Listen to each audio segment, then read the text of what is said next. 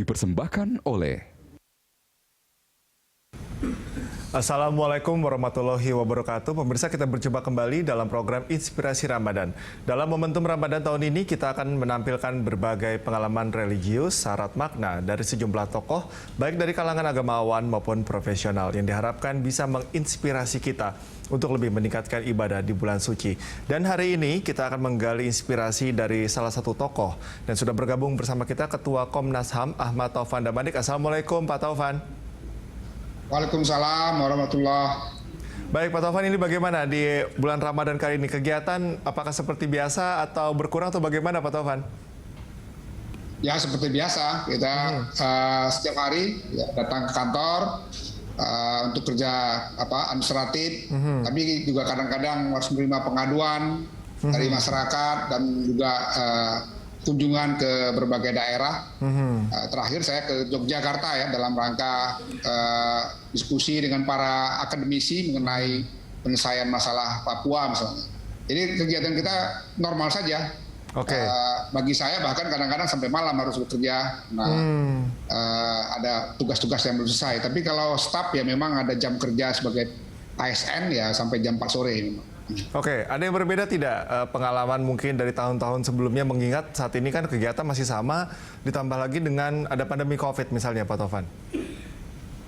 Ya, karena pandemi COVID-nya juga harus 1 tahun lebih. Kalau puasa kan memang kita dari anak-anak kita sudah terbiasa ya untuk melaksanakan Ramadan sekaligus juga tetap menjalankan kegiatan sehari-hari sebagai pelajar dulu, sebagai mahasiswa, sebagai dosen, sekarang sebagai Ketua Komnas HAM ya saya kira sudah terbiasa dengan berbagai keadaan itu ya. Tidak mengurangi aktivitas, bahkan kadang-kadang ada tambahan pekerjaan misalnya karena suasana Ramadan, tambah lagi COVID, banyak pengaduan-pengaduan yang masuk dari berbagai daerah. Kalau kita bicara mengenai menyentuh profesi Pak Taufan sebagai Ketua Komnas HAM, hak asasi manusia ini kan menjadi satu yang menjadi sorotan juga, apalagi di masa pandemi begitu ya. Tapi saya ingin tanya dulu, dalam banyak perspektif, tapi kita kerucutkan dalam perspektif Islam, bagaimana pandangan Islam mengenai HAM itu sendiri dalam pandangan Pak Taufan? Ya, saya paham ya, ada juga pihak yang misalnya menganggap bahwa Islam dan hak asasi manusia itu tidak kompatibel. Tapi saya adalah pihak yang justru menganggap hak asasi manusia dan Islam itu justru sangat kompatibel. Nilai-nilai Islam justru mengajarkan kita untuk menghormati hak asasi manusia. Misalnya hak untuk hidup, itu jelas sekali ya. Islam mengajarkan bahwa kita harus menghormati kehidupan setiap orang ya, tidak boleh mencederai orang lain, tidak boleh melakukan kekerasan pada orang lain, tidak boleh memperbudak misalnya. Kedatangan Rasulullah kan jelas dalam rangka membebaskan perbudakan, ya, membebaskan manusia yang berada dalam ketertindasan, kezaliman. Jadi sangat jelas nilai-nilai itu merupakan nilai yang sangat kompatibel, termasuk juga nilai keadilan. Dalam berbagai ayat Quran, hadis misalnya, termasuk perilaku Rasulullah, Rasulullah memperlihatkan atau Islam memperlihatkan bahwa perjuangan paling penting salah satunya adalah memperjuangkan keadilan. Jadi keadilan ini kan bagian yang tidak terpisahkan juga dari hak asasi manusia. Kalau juga begitu, untuk menghormati, bahkan yang tidak sama keinginannya gitu. Rasulullah mengajarkan pada kita bahkan untuk menghormati orang yang beragama lain.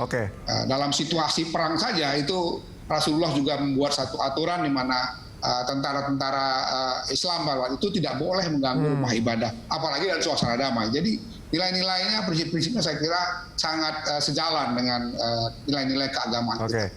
Kalau nilai-nilainya sudah terpenuhi, lantas apa? Masih bisa terjadi mispersepsi tentang Islam dan juga HAM? Ya, itu saya kira karena ada asumsi bahwa seolah-olah ya nilai hak asasi manusia itu datang dari Western, nilai-nilai Barat. Padahal sebetulnya kalau kita belajar tentang sejarah peradaban dunia, nilai-nilai peradaban Barat, Timur dan lain-lain itu, Islam, Kristen dan lain-lain itu sebenarnya selalu bersinggungan, ya, berasimilasi satu dengan lain, saling bertemu dan saling memajukan. Memang betul ada beberapa situasi di mana Islam dan Barat pernah misalnya bertikai, tetapi kan itu hanya bagian kecil saja dari sejarah peradaban-peradaban. Selebihnya sebetulnya ada perkawinan-perkawinan antar peradaban, termasuklah nilai-nilai keagamaan itu. Saya kira itu yang menyebabkan saya punya keyakinan bahwa sebetulnya antara nilai Islam dan nilai asasi manusia itu selalu saling memperkuat ya. Saya juga sebagai seorang aktivis asasi manusia, dalam pekerjaan sehari-hari saya diinspirasi oleh keimanan saya sebagai orang Islam. Jadi saya bekerja ini ya karena saya menyadari sebagai orang Islam saya harus memperjuangkan kemanusiaan, tidak saja orang-orang yang tertindas, tapi seluruh umat manusia gitu. Perdamaian misalnya, itu kan satu yang harus diupayakan. Dan itu tentu datang dari spirit keislaman saya sebagai orang Islam. Saya yakin teman-teman saya yang juga beragama yang lain, mereka juga memperjuangkan hak asasi manusia dengan dasar spirit agamanya masing-masing. Jadi sebetulnya agama-agama ya tidak hanya Islam ya, memiliki spirit yang kuat untuk mendorong hak asasi manusia atau nilai-nilai kemanusiaan, nilai keadilan, dan tentu saja lebih luas lagi apa yang kita sebut sebagai peradaban manusia. Oke, Pak Taufan, kita akan lanjutkan perbincangan di segmen selanjutnya. Dan pemirsa, tetaplah bersama kami, Inspirasi Ramadan akan segera kembali. Dipersembahkan oleh... Kita lanjutkan perbincangan pemirsa, masih bersama dengan Ketua Komnas HAM Ahmad Taufik Damanik. Pak Taufan, tadi kan dikatakan bahwa yang sedikit mereduksi pandangan mengenai atau hubungan antara Islam dan HAM adalah pengaruh Barat juga. Nah, yang paling menjadi sorotan juga adalah permasalahan gender. Dianggapnya bahwa Islam tidak memihak kesetaraan gender, sehingga HAM-nya pun dikatakan tidak lebih baik daripada HAM-HAM yang ditularkan oleh Barat. Pak, sebenarnya pandangan Islam dan gender ini seperti apa dimaknainya, Pak Taufan? Saya kira dalam ajaran Islam jelas ya bahwa Allah Subhanahu Wa Taala itu memuliakan semua manusia. Jadi pada dasarnya derajat semua manusia itu sama, tanpa memandang jenis kelamin, ras, suku, ataupun golongannya. Nah, yang kedua, dalam ajaran Islam dikatakan bahwa ketakwaanlah yang menyebabkan manusia yang satu lebih tinggi derajatnya di mata Allah dibandingkan yang lain. Jadi tidak ada dasar di mana ajaran Islam misalnya mengatakan satu gender tertentu misalnya lebih mulia dari gender yang lain.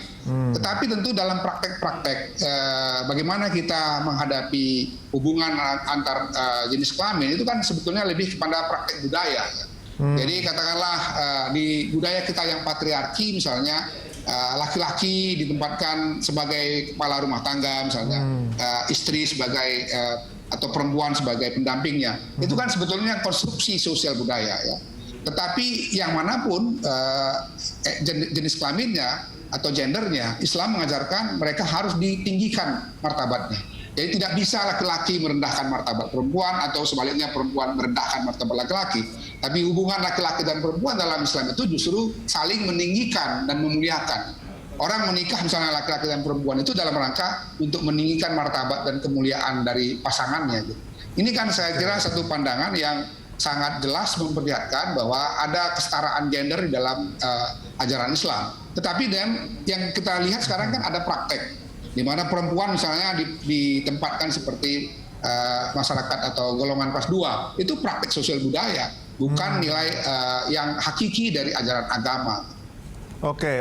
Jadi jadi begini, kalau misalnya pengaruh HAM ala Barat tadi, ini bagaimana di masyarakat Indonesia menerima, sangat berpengaruh kah? Karena kan kita juga benturannya, Pak Taufan, ada Islam juga sebagai agama mayoritas misalnya, kemudian ada HAM juga yang harus ditegakkan. Bagaimana pengaruhnya terhadap masyarakat untuk hak asasi manusia ala Barat ini? Ya saya kira yang penting kemudian kita mengkonstruksi setiap saat. Budaya itu produk kreativitas masuk manusia. Jadi manusia pada 100 tahun yang lalu misalnya dengan manusia yang sekarang dengan modernitasnya, dengan teknologinya tentu berbeda ya. Karena itu kita setiap saat harus bisa mengembangkan hubungan sosial antara laki-laki dan perempuan. Dulu perempuan hanya ditempatkan di rumah misalnya, dia tidak bisa menjadi pemimpin, dia tidak bisa menjadi katakanlah motor dalam pergerakan sosial. Tapi kan sekarang sudah zaman di mana era teknologi, ilmu pengetahuan sudah sangat tinggi. Kaum perempuan kita sekarang sudah sekolah sangat tinggi. Ada yang bahkan sudah mencapai gelar profesor. Kita tahu banyak perempuan yang luar biasa kemampuan. Apakah kita masih menginterpretasikan hubungan sosial antara laki-laki dan perempuan ini seperti zaman 100 tahun lalu? Kan nggak mungkin gitu. Padahal nilai prinsipil dari Islam itu adalah semua makhluk manusia itu dimuliakan dan ditinggikan martabatnya oleh Allah Subhanahu Wa Taala. Apalagi kalau orang itu bertakwa. Jadi ketakwaan itu menambahkan kemuliaan lagi. Yeah. Jadi itu saya kira yang menyebabkan kita sebagai orang Islam harusnya setiap saat ya atau setiap waktu kita memang harus mengkaji ulang satu keyakinan, satu interpretasi, praktek-praktek keagamaan kita. Itu yang saya kira lebih penting ya. Tidak perlu juga untuk memperdebatkannya dengan praktek yang ada di dunia barat sana karena mereka menghadapi satu problema yang tentu berbeda dengan kita. Tetapi secara prinsipil ya di barat juga sama. Orang berpandangan, berkeyakinan bahwa manusia pada dasarnya diciptakan Tuhan setara dan memiliki kemuliaan yang sama. Dan praktiknya di Indonesia sendiri sebenarnya bagaimana untuk isu kesetaraan gender ini, Pak Taufan? Ya masih ada, tetap dengan konstruksi tadi saya katakan konstruksi atau pandangan sosial budaya yang melihat bahwa perempuan itu berada di belakangnya laki-laki gitu. Padahal sebetulnya itu kan konstruksi budaya yang itu mungkin 1 abad yang lalu. Kemajuan zaman pada waktu itu belum sama dengan yang sekarang tuh. Nah, dan orang lupa bahwa itu konstruksi budaya yang diciptakan oleh manusia. Jadi bukan sesuatu yang given dari Allah Subhanahu Wa Taala. Kalau Allah Subhanahu Wa Taala kan jelas menempatkan semua manusia itu sama pada dasarnya, tergantung ketakwaannya, ya ketaatannya kepada Allah.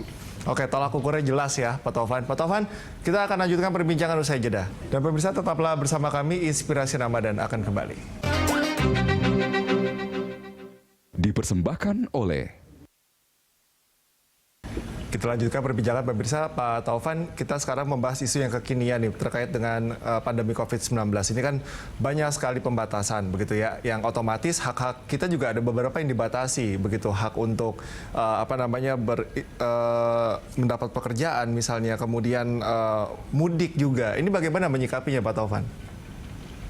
Ya, sebetulnya dalam pandangan hak asasi manusia ada hak asasi yang dia bersifat katakanlah tidak bisa dikurangi, dibatasi atau ditunda. Itu misalnya hak hidup ya, hak untuk tidak mengalami kekerasan, penyiksaan, perbudakan dan lain-lain. Tapi ada banyak juga hak asasi manusia yang itu bisa dikurangi, ditunda dan dibatasi, bukan dihilangkan ya. Dikurangi, ditunda dan dibatasi misalnya. Yaitu salah satunya memang hak untuk bergerak ya, hak untuk mengekspresikan. Hak untuk berkeyakinan itu tidak boleh, tetapi hak untuk mengekspresikan keyakinannya dalam bentuk misalnya sholat atau ibadah-ibadah yang lain itu dimungkinkan untuk mengalami pengurangan, penundaan dengan satu alasan-alasan yang kuat. Alasan yang kuat itu apa? Misalnya adalah alasan keselamatan negara, keselamatan nasional misalnya, atau kesehatan publik. Kali ini dengan COVID-19, misalnya pemerintah melakukan pembatasan-pembatasan, itu dimungkinkan karena ini merupakan satu hak yang bisa dibatasi, dikurangi atau ditunda demi kepentingan keselamatan publik gitu, atau dalam hal ini kesehatan publik. Termasuk tempoh hari Komnas HAM tahun lalu misalnya ikut merekomendasikan untuk pemerintah misalnya melakukan pembatasan di dalam sholat berjamaah di masjid, termasuk juga ibadah hari Minggu di gereja misalnya. Itu tidak bertentangan dengan hak asasi manusia. Tapi tadi saya katakan harus ada satu dasar yang kuat. Dalam hal ini dasarnya apa? Yaitu kesehatan publik.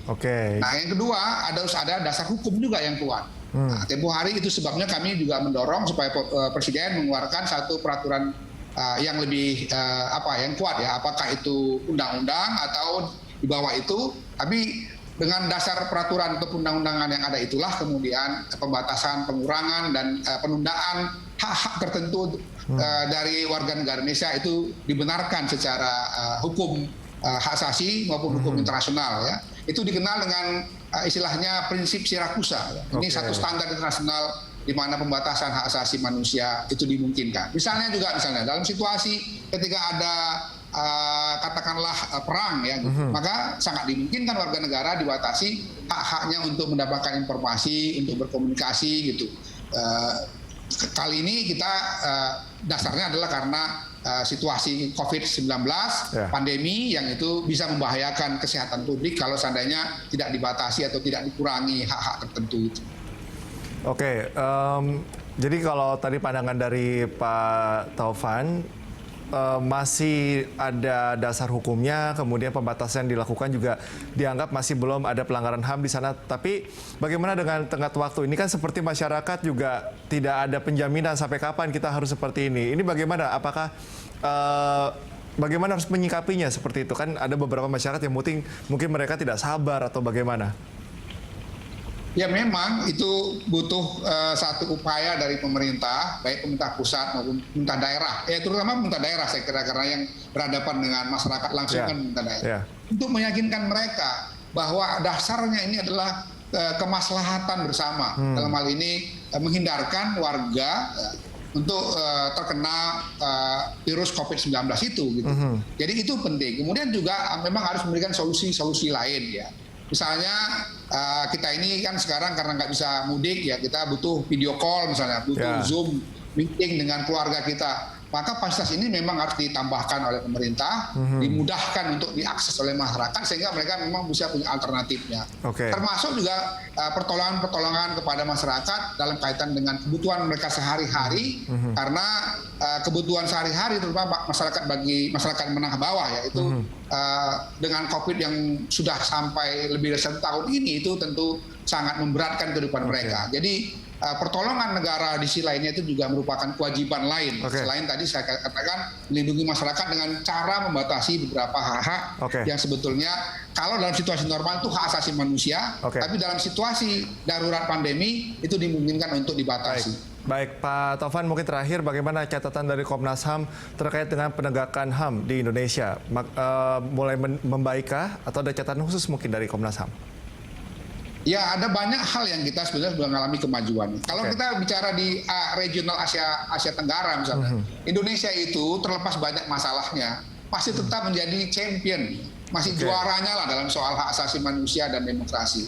Tetapi tentu saja ada catatan kritis selalu dari Komnas HAM, misalnya soal bagaimana penyelesaian pelanggaran HAM yang berat, juga masalah agraria, misalnya konflik pertanahan dan lain-lain. Termasuk juga ada tren ya praktek-praktek diskriminasi, persekusi, kekerasan, terutama yang dialami oleh kelompok-kelompok rentan atau kelompok-kelompok minoritas. Misalnya ini menjadi masalah. Di samping itu ada masalah baru yang juga ini kelihatannya juga harus dicermati. Kami sudah sampaikan kepada pemerintah, pada penegak hukum untuk mencermatinya, yaitu praktek-praktek politik kekerasan ya. Di dalam berbagai pemilihan umum misalnya muncul tindakan-tindakan yang mulai menggunakan instrumen kekerasan, menyerang kelompok lain dan yang lain-lainnya. Ini menurut kami satu tren baru yang harus kita cermati. Jangan sampai nanti demokrasi kita ini terganggu karena ada praktek-praktek seperti itu. Tapi saya kira terlepas tadi saya katakan ada masalah catatan di dalam kebebasan berekspresi, ada catatan juga di dalam masalah penegakan hukum ya. Secara umum sebetulnya kita ini masih negara yang katakanlah panutan dari negara-negara lain di Asia Tenggara ya. Jadi kita tidak boleh berkecil hati dengan masih banyak catatan, bahkan internasional juga kadang-kadang memberikan catatan, karena di sisi lain kita juga punya banyak cerita-cerita atau apa yang kita sebut sebagai success story, ya, catatan positif dari kemajuan hak asasi manusia di Indonesia. Baik, harapan kita semua juga agar penegakan HAM di Indonesia terus makin tahun, terus membaik. Terima kasih Pak Taufan atas waktunya dan juga berbagi inspirasi bersama kami. Salam sehat selalu. Baik, pemirsa, demikian tadi dialog inspirasi Ramadan hari ini. Saya Cikal Multazam. Terima kasih atas kebersamaan Anda dan wassalamualaikum warahmatullahi wabarakatuh.